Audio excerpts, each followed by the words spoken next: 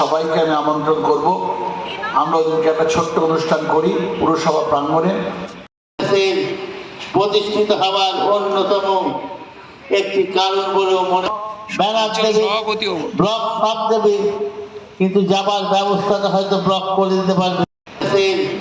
প্রতিষ্ঠিত হওয়ার অন্যতম একটি কারণ বলেও ব্যানার দেবে, ব্লক সব দেবে, কিন্তু যাবার ব্যবস্থাটা হয়তো ব্লক করে দিতে পারবে। সেদিন আমরা চোখের জল মুছতে মুছতে এসেছিলাম, কিন্তু মমতা ব্যানার্জির নেতৃত্বে প্রত্যেকটা শহীদ পরিবারের কাছে গিয়ে বলেছিলাম, মা তোমার সন্তানকে আমরা শারীরিকভাবে ফিরিয়ে দিতে পারবো না, কিন্তু আমরা শপথ দিয়ে বলে যাচ্ছি তোমার সন্তানের রক্ত হবে না কেবল যতদিন আমরা বেঁচে থাকবো ততদিন তোমার ছেলের সন্তানের শহীদ স্মরণে আমরা 21শে জুলাই আমরা সমাবেশ করবো। আর বলেছিলাম যতদিন বেঁচে থাকবো তোমাদের আর্থিক দৈন্যতা যাতে লাঘব হয় তার চেষ্টা করো। প্রত্যেক পরিবার পিছিয়ে একজন চাকরি নিয়েছে, দুটো পরিবার, একটা হচ্ছে মুরারি চক্রবর্তী, একটা হচ্ছে আমাদের গাইঘাটার রঞ্জিত দাস, এর দুটো পরিবারের দুজনকে চাকরি দেওয়া হয়েছিল। তাই মমতা ব্যানার্জি ভুলে যাচ্ছি সেই শহীদদের কথা। আজ এত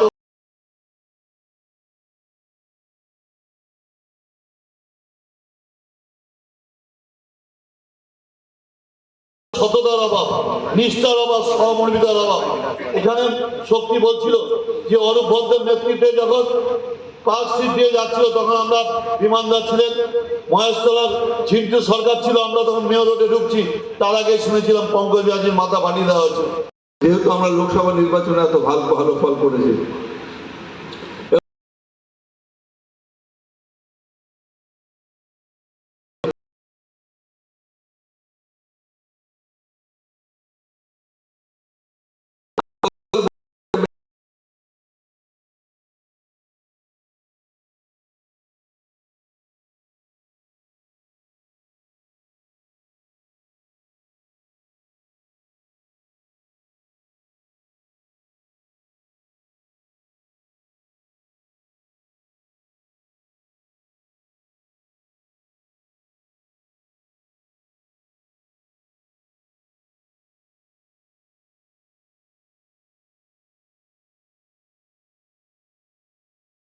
করছি আপনার জন্য। আমরা 12টা থেকে 4টে পর্যন্ত অপেক্ষা করবো, আপনি শপথ গ্রহণ করান, শপথ পাঠ করান। দুর্ভাগ্যজনকভাবে তিনি এলেন না, তিনি 2:30 ফ্লাইটে দিল্লি চলে গেলেন। দিল্লিতে কিছুদিন চুপ করে ওখানে বসেছিলেন এবং কোনো রকম সেখান থেকে আমাদের কাছে রেসপন্স করলেন না। বাধ্য হয়ে আমি চিঠি দিলাম রাষ্ট্রপতিজিকে।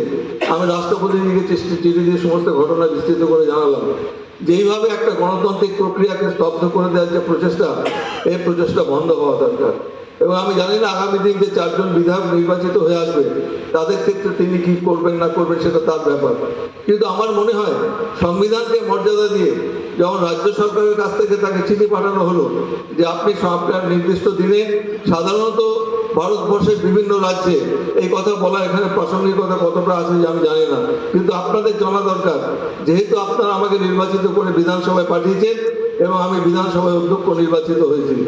অনেক বিতর্ক তৈরি করা হয়েছে এবং অনেক বিতর্ক তৈরি করার চেষ্টা করা হয়েছে। আমি দেখছি যে কয়েকদিন আগে আমাকে এক বন্ধু বললেন যে একটা টিভি চ্যানেলে আমি যে রুলিংটা দিয়েছি পশ্চিমবঙ্গ বিধানসভাতে সেটাকে নিয়ে নাকি আলোচনা হয়েছে। ওরা জানে না যে পশ্চিমবঙ্গ বিধানসভার অভ্যন্তরে যদি স্পিকার কোনো রুলিং দেয়, আমি যদি কোনো আদেশ দিই, সে আদেশটাকে নিয়ে বাইরে কোনো সমালোচনা হতে পারে না। বিধানসভার ভেতরে হতে পারে, বিধানসভার যারা সদস্যরা রয়েছেন তারা তাদের বক্তব্যের মাধ্যমে সমালোচনা করতে পারেন, কিন্তু বাইরে বেরিয়ে এটাকে সমালোচনা করা যায় না।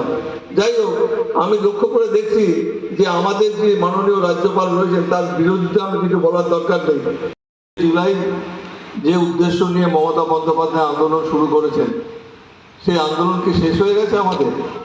আমাদের সরকার ক্ষমতায় এসেছে, আমাদের 13 বছর অতিক্রান্ত হয়ে গেল সরকার ক্ষমতায় রয়েছে, কিন্তু এখনো কি আমরা সেই মুক্তি পেয়েছি? আমাদের সেই যারা আগে যারা আমাদের ক্ষমতায় ছিলেন তাদের হাত থেকে মুক্তি পেয়েছি? আমার তো মনে হয় যে এমন একটা শাসক করবার মতো অবস্থা কেন্দ্র সরকার আমাদের উপর চাপিয়ে দিয়েছিল গত নির্বাচনের আগে, যে আমরা অত্যন্ত অস্থির হয়ে পড়েছিলাম।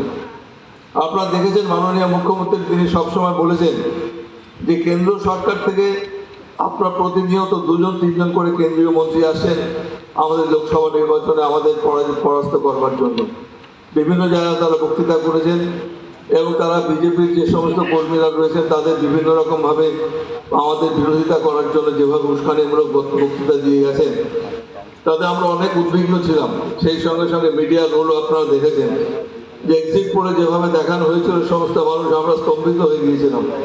আমি তো ব্যক্তিগতভাবে আমি এত বেশি মানসিকভাবে যন্ত্রণায় ভুগতে আরম্ভ করেছিলাম সেদিন রাত্রিবেলা যখন এক্সিট পোলে দেখাতে শুরু করলো যে আমাদের পরাজয় অনিশ্চিত এবং অনেক জায়গায় আমরা হেরে যাচ্ছি।